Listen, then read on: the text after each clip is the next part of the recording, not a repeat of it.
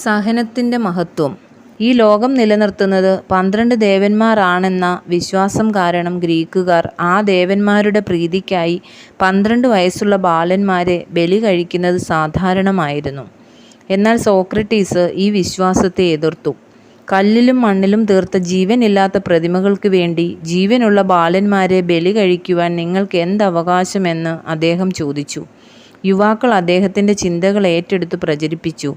അതോടെ മതപുരോഹിതരും അധികാരികളും ഇതിനെതിരെ പ്രതികരിച്ചു. അതുവരെ രാജ്യത്തിൻ്റെ അഭിമാനമായി കരുതപ്പെട്ടിരുന്ന സോക്രട്ടീസിനെ രാജ്യത്തിന് അപമാനമായി എണ്ണി. പുരോഹിതരുടെയും അധികാരികളുടെയും അനുയായികൾ സോക്രട്ടീസിനെ തെരുവിൽ അധിക്ഷേപിച്ചു, അസഭ്യം പറഞ്ഞു. എന്നാൽ അദ്ദേഹം അതിനെതിരെ പ്രതികരിച്ചില്ല. അദ്ദേഹത്തിൻ്റെ അനുയായികൾ ചോദിച്ചു, അങ്ങ് എന്തുകൊണ്ടാണ് പ്രതികരിക്കാത്തത്?